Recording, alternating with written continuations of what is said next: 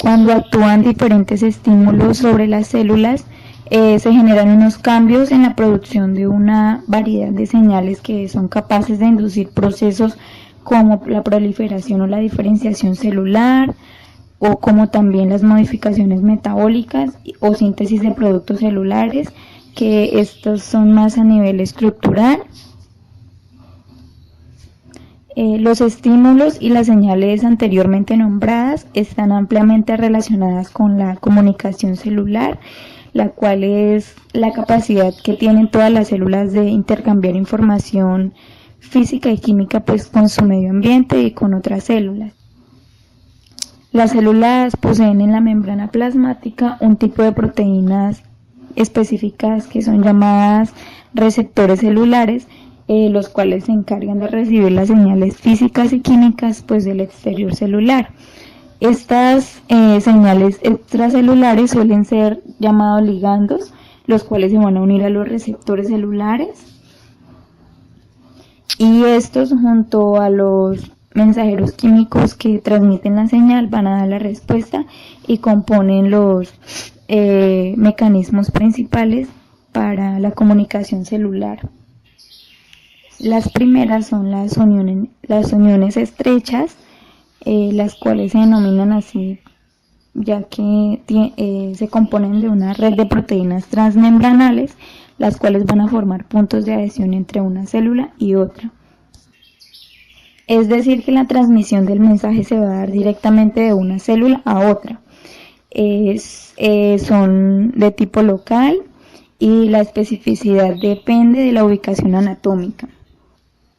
La siguiente es la sinapsis, que es la comunicación nerviosa, en la cual la neurotransmisión, el flujo de información eléctrica, recorre la dendrita y el axón de las neuronas en una sola dirección, pues hasta alcanzar la sinapsis, donde en la hendidura que separa ambas neuronas, la neurona presináptica segrega una sustancia que se va a llamar los neurotransmisores, las cuales son captadas por receptores de membrana de la neurona postsináptica, la cual va a transmitir y va a responder a la información. La siguiente es la comunicación paracrina y autocrina. La paracrina se produce entre células que se encuentran pues relativamente cercas, es decir, células vecinas. La paracrina se realiza por determinados mensajeros químicos, como las citoquinas, algunos factores de crecimiento, neurotrofinas e incluso derivados del ácido araquidónico como las prostaglandinas, los tromboxanos y los leucotrienos.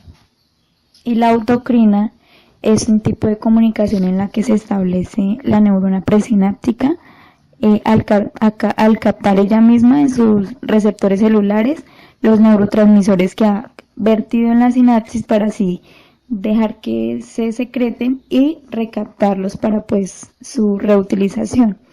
Muchas células en crecimiento, como por ejemplo las del embrión o las células cancerosas, producen factores de crecimiento. Y los receptores, y para esos mismos factores de crecimiento, así perpetuar su proliferación, controlada como por ejemplo en el caso del embrión y descontrolada pues en el caso del cáncer. La siguiente es la comunicación endocrina, en la que las moléculas señalizadoras, que son las hormonas, son secretadas por células endocrinas especializadas y se transportan por un conducto común, las cuales van a actuar sobre células diana localizadas en lugares alejados del organismo. La comunicación endocrina se lleva a cabo solo en células somáticas. Ahora vamos a ver los tipos de células basándose en su capacidad de multiplicarse. Están las células lábiles, estables y permanentes. Las células lábiles son las que se están dividiendo continuamente y en su ciclo celular no está el estado de reposo. Es decir, que tienen una capacidad de regeneración durante toda la vida, por ejemplo la piel y las mucosas. Las células estables están prácticamente en reposo y tienen una velocidad de replicación muy baja. Es decir, que su ciclo celular está normalmente en reposo, pero se pueden estimular para que entren en replicación. por ejemplo el hígado y el endometrio.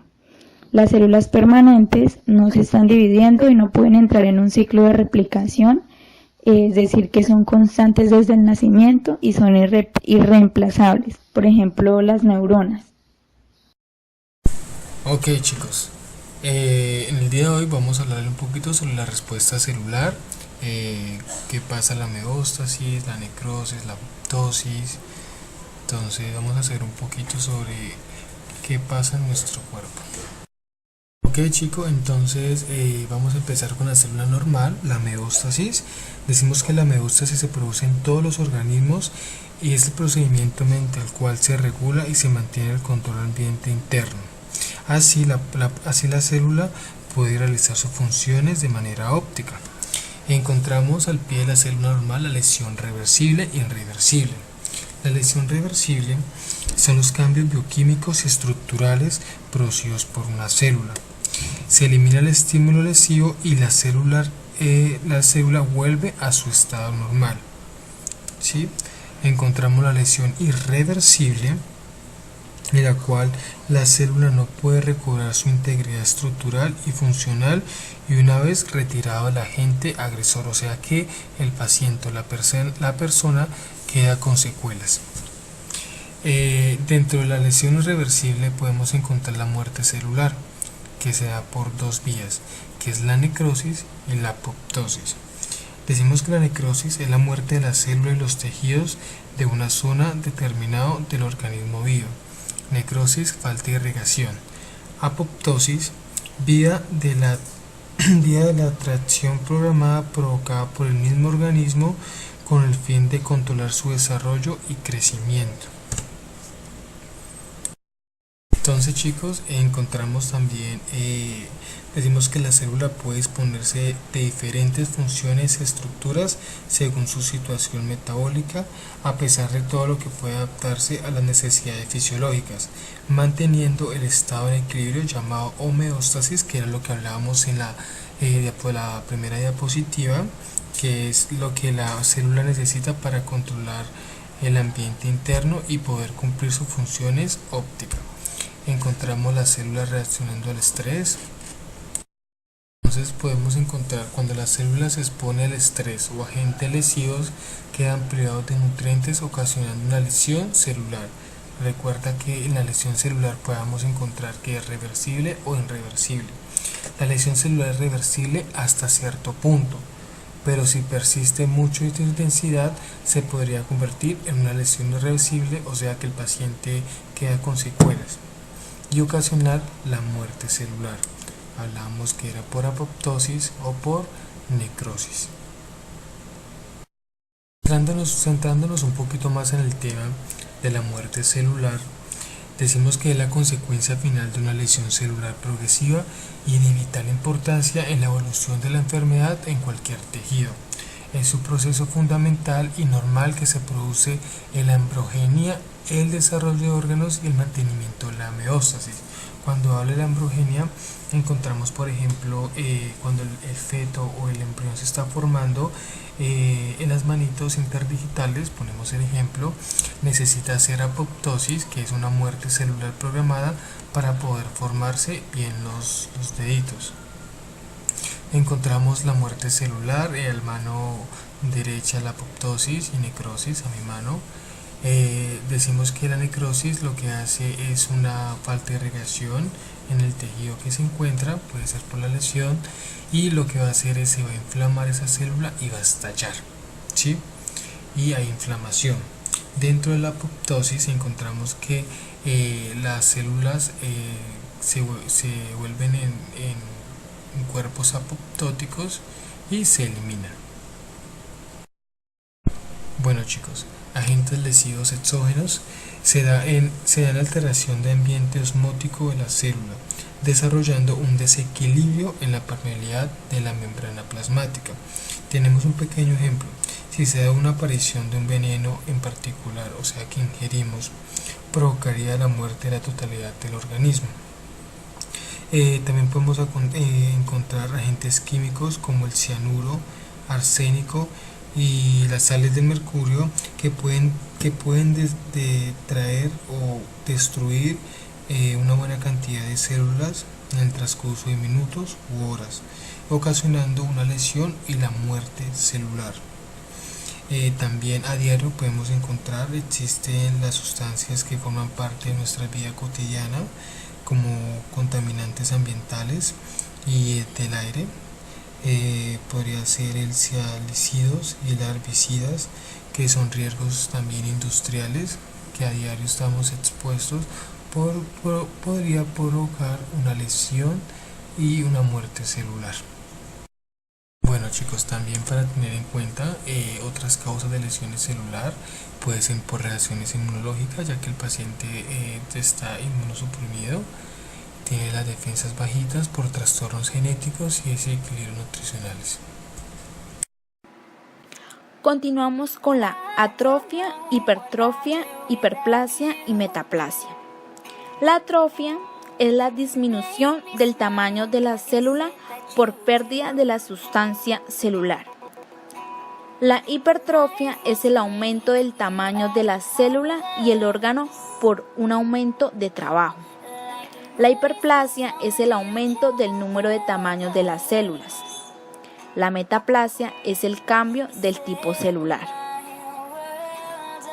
Alteración de los estímulos fisiológicos lesivos no letales. Tenemos la demanda y la estimulación, que se clasifica por una hiperplasia y una hipertrofia. Los nutrientes y la estimulación como una atrofia, y una irritación crónica, que es física y química, y esta se clasifica por una metaplasia.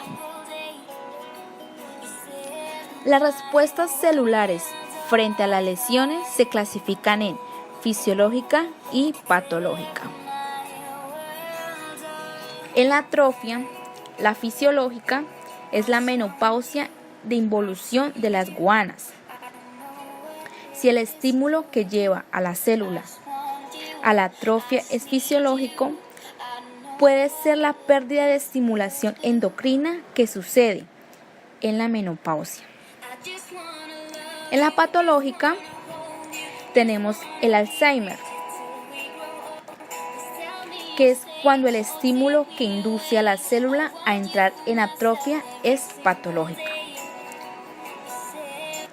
Las causas de la atrofia tenemos la reducción de cargo de trabajo, pérdida de inervación, reducción de irrigación, nutrición inadecuada, pérdida de estimulación endocrina y presión. En la hipertrofia tenemos en la fisiológica una hipertrofia miometrial y una ginecomastía, y en la patológica una hipertrofia miocárdica. En la hipertrofia miometrial se debe a la acción de las hormonas estrogénicas sobre receptores estrogénicos situados en el músculo liso, que permiten interacciones de las hormonas con el DNA nuclear, que finalmente dan lugar a un aumento de la síntesis de proteína y aumento del tamaño celular. La ginecomastía es el tejido mamario masculino.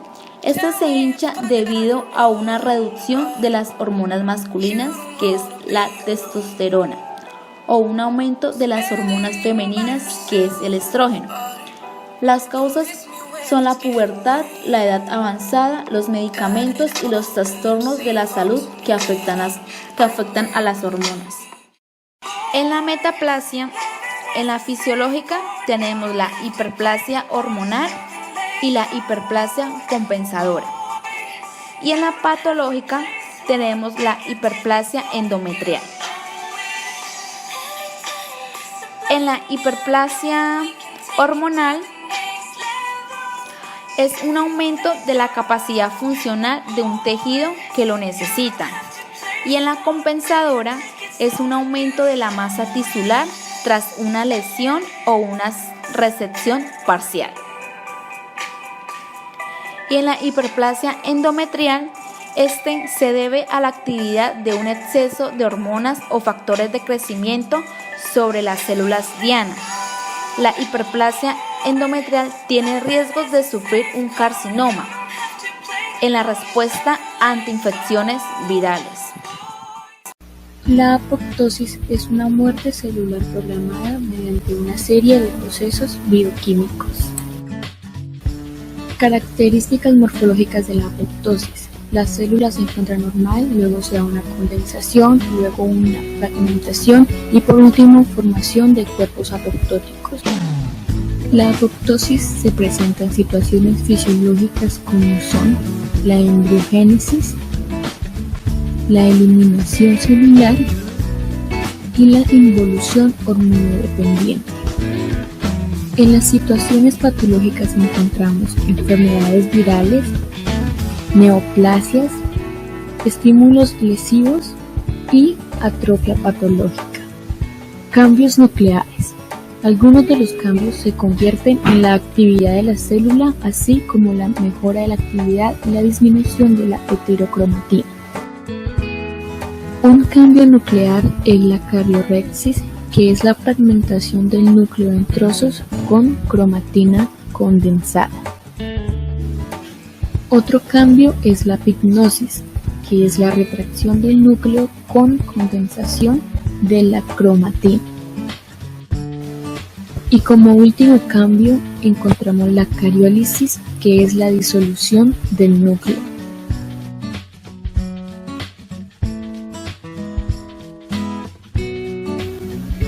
En el núcleo ocurre una fragmentación del tamaño en el nucleosoma. La membrana plasmática se encuentra intacta, hay una estructura alterada, en especial la orientación de los lípidos. Todo el contenido celular se encuentra intacto. Puede ser liberado en cuerpos apoptóticos para luego ser fagocitados por los macrófagos.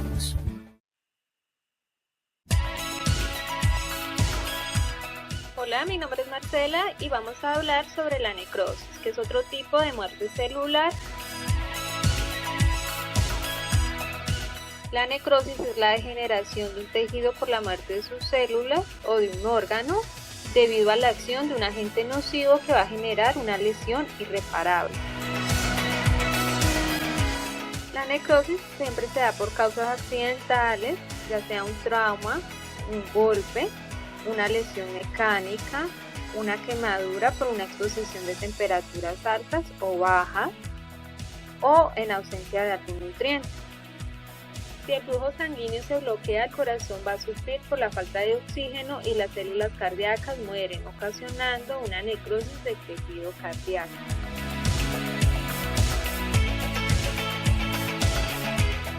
La necrosis es la suma de todos esos cambios a nivel morfológico que van a seguir a la muerte del tejido y que resultan de una acción degradativa que es progresiva de las enzimas de la propia célula injuriada.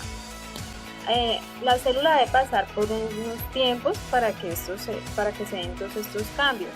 Hay unos procesos que dan lugar a los cambios en la necrosis y que van a depender de cómo se altere la célula. El primero de ellos es cuando hay una desnaturalización de las proteínas, entonces se va a perder su estructura. Este tipo de necrosis se llama coagulativa. El segundo es la digestión enzimática de la célula u otros componentes citosólicos. Esta se conoce como necrosis licuefactiva. Se pueden dar por medio de la autólisis, es decir, cuando las enzimas de los lisosomas de las células son propias, o por heterólisis, que son por las enzimas de los lisosomas de células externas como los leucocitos.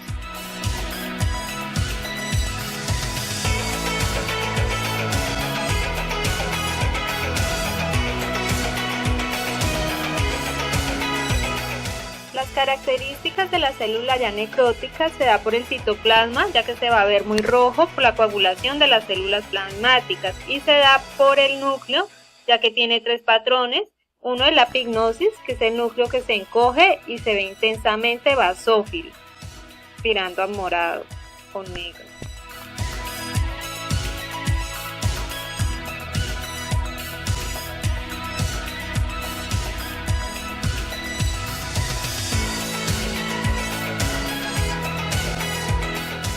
La cariolisis es el desvanecimiento de la basofilia de la cromatina. Se va a ver pálido, rosa y desaparecerá. El otro tipo de núcleo es la cariorrexis, que es el núcleo pigmentado que sufre una fragmentación en múltiples partes.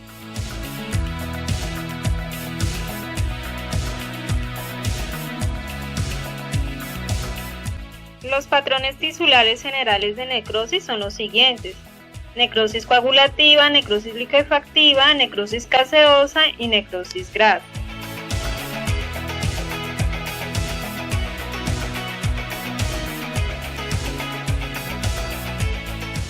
La necrosis coagulativa es muy frecuente, está dada por la desnaturalización proteínica con conservación de la célula y de la estructura tisular. Es característica de la muerte por hipoxia en todos los tejidos excepto en el encéfalo y característico del infarto agudo del miocardio.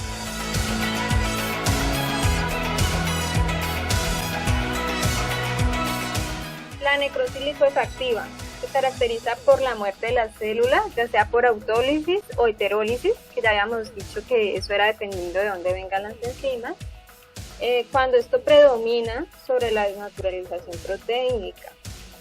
La zona necrosada la vamos a ver blanca y llena de líquido debido a la licuefacción de las células.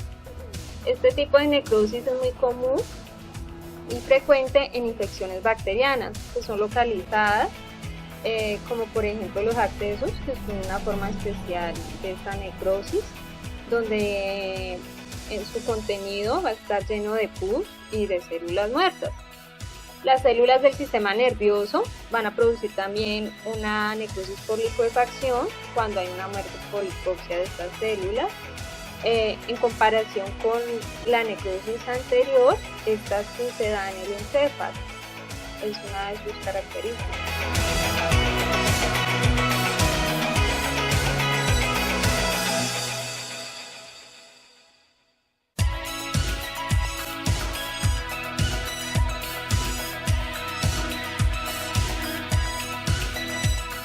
La necrosis gangrenosa no es un tipo especial de necrosis, no se considera porque no tiene un patrón específico. Se trata de una necrosis coagulativa que generalmente se da a una extremidad isquémica, o sea, con falta de irrigación sanguínea. Cuando una infección bacteriana se superpone, va a producir un patrón licuefacto que se llama gangrena húmeda.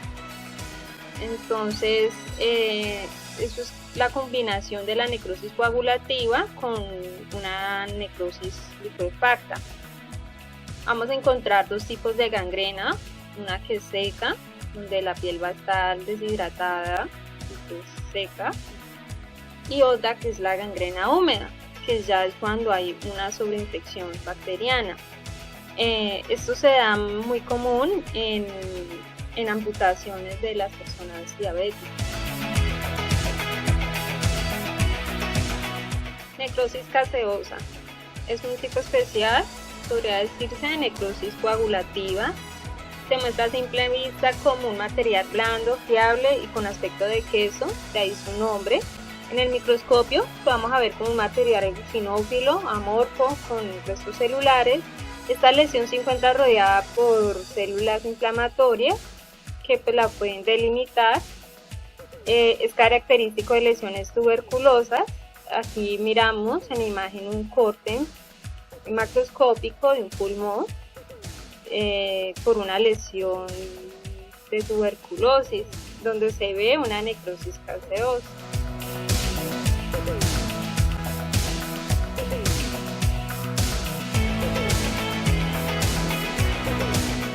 La necrosis grasa, como su nombre lo indica, se va a observar en tejido adiposo. Es la destrucción de este tejido debido a la acción de unas lipasas pancreáticas que se van a activar hacia la cavidad peritoneal. Al activarse en estas lipasas pancreáticas, van a destruir el tejido peritoneal y pueden escapar y salir del páncreas.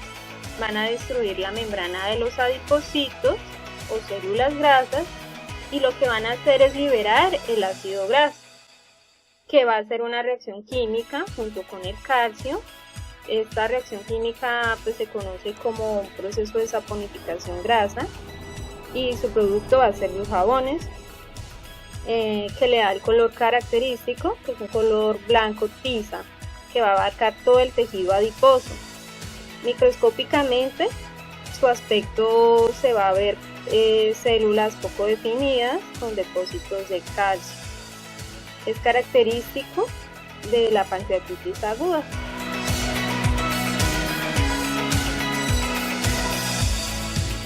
Como ya lo habíamos dicho, para que haya una necrosis se necesita de un periodo de tiempo, ¿sí? De una duración del daño que tiene que ser prolongada. Entonces, inicialmente la injuria celular puede ser reversible, solo va a haber pérdida de la función de la célula, pero no va a morir. Si ya pasa más tiempo, ya se va a convertir en una lesión que es irreversible. O sea, la célula no se adaptó y no va a volver a su estado normal. En esta lesión irreversible vamos a tener los cambios característicos de la necrosis, que a medida que va a pasar el tiempo, pues se van a observar. Entonces, cambios a nivel de estructura, pues vamos a observarlos en un microscopio eléctrico. Vamos a ver la muerte de algunas células. Si sigue pasando el tiempo, lo vamos a ver en un microscopio óptico, donde vamos a ver ya el material inerte y células muertas. Y si sigue avanzando, vamos a ver ya no solamente cambios a nivel microscópico, sino cambios macroscópicos a simple vista. Estas son una de las características de las necrosis. Ellas siempre se van a caracterizar por su tamaño, ya que el tamaño celular va a ser aumentado, ¿sí? Va a tener un edema. Otra característica es la de su núcleo. Sus núcleos van a ser con 3 patrones, como ya lo habíamos dicho: pignosis, cariorrexis o cariolisis. Su membrana plasmática se va a romper, va a explotar. El contenido celular, pues la digestión enzimática puede salir de la célula. La inflamación es uno de los signos más importantes de la necrosis y es muy frecuente en la muerte celular por necrosis. Es un proceso accidental, ya que ya no se programa para morir como en la apoptosis, y no se programa y por eso es desordenado y desorganizado. Otra característica es su papel fisiológico, que siempre va a culminar con una lesión que es irreversible. Estas son las principales características de la necrosis. Si la vamos a comparar con la apoptosis, pues porque en una apoptosis la estructura no se va a alterar, va a ser organizado, no va a haber inflamación. Entonces es importante tener en cuenta las diferencias que hay entre apoptosis y la muerte por necrosis.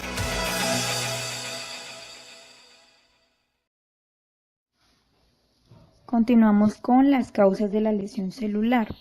La primera es la hipoxia, la cual es un estado de deficiencia de oxígeno en la sangre, en las células y en los tejidos del organismo, que compromete la función de estos. La siguiente son los agentes físicos, como por ejemplo el calor, el frío, o la radiación o descargas eléctricas. Estos son más a nivel externo. La siguiente son las sustancias químicas y los fármacos, como por ejemplo algunos fármacos terapéuticos, tóxicos, estimulantes sociales como el alcohol o los opiáceos. Los siguientes son agentes infecciosos, son microorganismos, por ejemplo virus, bacterias, hongos, parásitos. Los siguientes son reacciones inmunológicas, que pueden ser enfermedades autoinmunitarias, también lesiones celulares tras la respuesta pues, a la infección. Y las siguientes son alteraciones genéticas, que pueden ser alteraciones a nivel cromosómico y mutaciones genéticas específicas. Por ejemplo, síndrome de Down. Los desequilibrios nutricionales también pueden ser una causa de lesión celular, la cual se da por déficit proteínico, calórico o vitaminas específicas, también excesos nutricionales.